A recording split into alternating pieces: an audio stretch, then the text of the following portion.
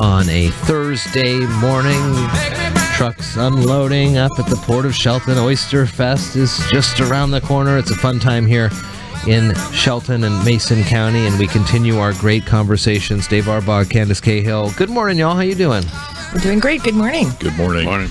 We are talking and have been talking all week about Oysterfest. Started off with Jill and Heidi. Jill's the goo this year, the Grand Old Oyster, just kind of an overview of what people are going to expect. Moving into the shucking competition, which is one of the great things folks are able to see, the microbrews and wine stages with Jim and Bert yesterday. Today we're going to talk a little bit more about the exhibitors and the different vendors that show up to Oysterfest. This is a great one because there is just so much for folks to see and do and listen to at Oysterfest, and these exhibitors and vendors really make up the bulk of this. And unless it's changed since last year, as soon as you walk in, you look over to the right, and there is the fantastic touch tank that a lot of people enjoy, and that really kicks off the whole adventure. Sure.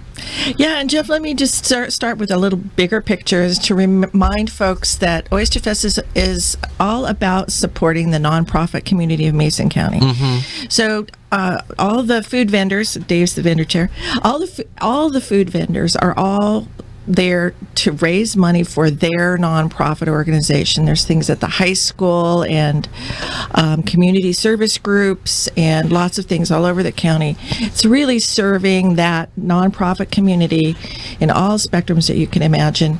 So all those dollars go back into the community from the food vendors. And then of course Skookum Rotary has the beer garden and the wine tasting and souvenirs, and I just want to show off. Is that what I love that. I saw that the second you walked in here. That is nice. Yeah, this is just hot off the press. Justin Bays just handed me this morning, so I could show you guys what the new design looks like. Okay. But all of the proceeds from that all goes back into the Rotary Club projects. A lot of it's scholarships and local community efforts that we support, as well as some international projects as well. That's awesome. But I just wanted to start off with that big picture of why it's so magical. It's not just Skookum Rotary raising money and then handing people checks. Yeah. People are working for money to raise funds for their own cause. And while folks are in line, I know if you're stopped there to get some of the food at different places, you're there, and while you're waiting to get your food order, you're able to talk with the people who are the nonprofits and learn a little bit more about them. It's not just coconut shrimp or whatever. It's the group behind the coconut shrimp. It's the group behind the mussels and things like that. Right. All these groups have great causes that they're raising money for, and we are trying to just facilitate that fundraising for not just us, but for everybody in the county to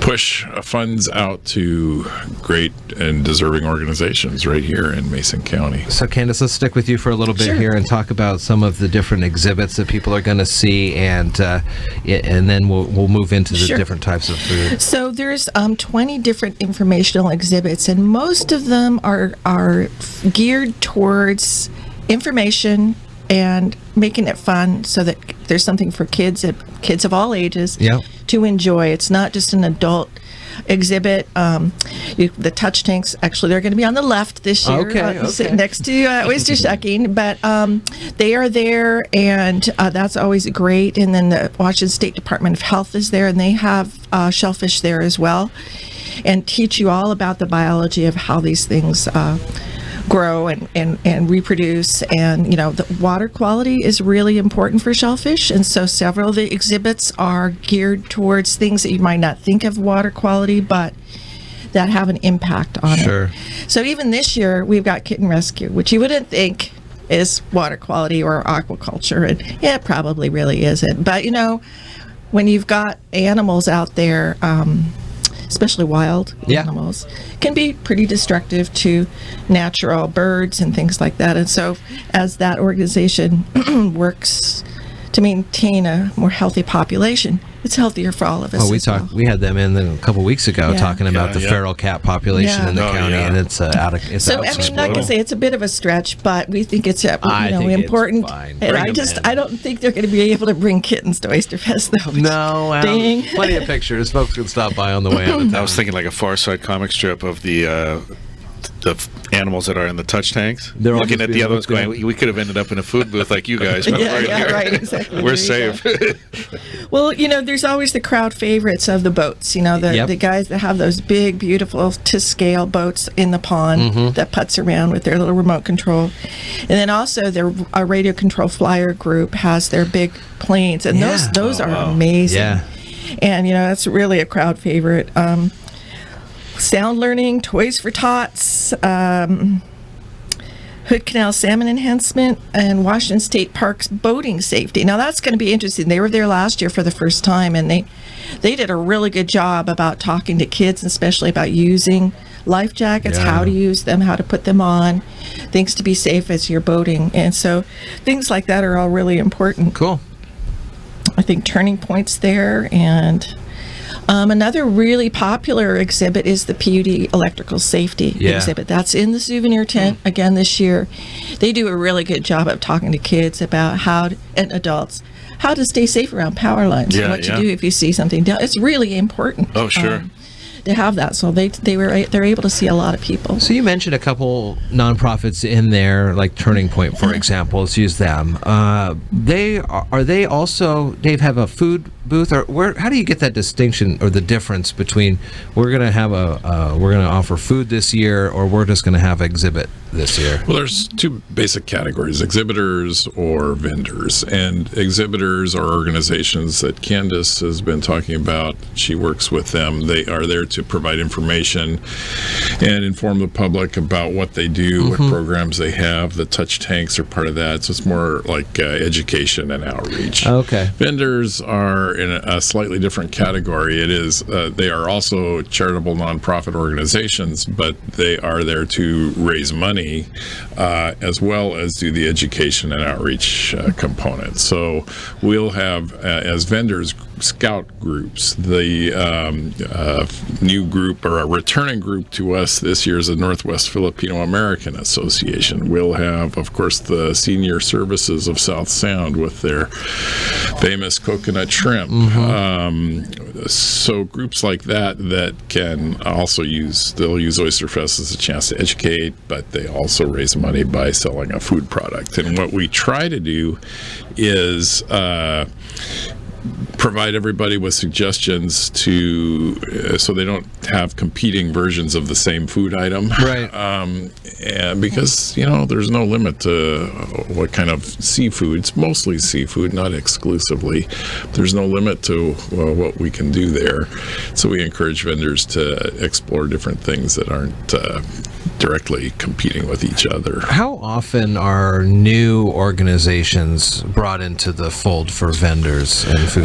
Every year we have a few. This year we have a few. I mentioned the Filipino organization. There's a group called Stevens Racing, and they raise money generally for things. I think they've contributed to kitten rescue and other causes like that. But every year we have a few. But mostly these folks have been here for many, many years. Most of the groups have been here for many years, and they have a product that they have developed expertise and experience with, and oftentimes people return to the event because they have this one thing in mind. They want to get that prawn or that bacon wrapped scallop or whatever it is, and they find it. How many food vendors this year? This year we've got about 40 food vendors. And another thing I should say, there's a little bit of turnover. So we are not going to see the North Mason Chamber back this year with their Harry's oysters. But we have a couple of groups. I mentioned the Filipinos Association and the Stevens Racing Group. We missed last year the Firefighters Association. They'll be back this year with their firehouse chili and snow cones to cool it off. Yeah, that's right.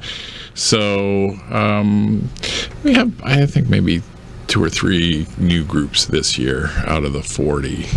But it takes a lot of effort and planning and people to put this on. So behind each one of these vendor booths, there might be anywhere from 10 to 30, 40, 50 people working and contributing to make the overall event successful. Well, it's always a great event. It's this weekend at the Port of Shelton, and folks are already unloading, setting things up, getting ready to go. 10 to 6 on Saturday, 10 to 5 on Sunday, with things to see and touch and taste all throughout the grounds there at the Port of Shelton. Dave, good to see you. Candace, good to see you. And have a great weekend. We'll see you up at Oysterfest. Sounds good. See you there. Thank you. 8:20.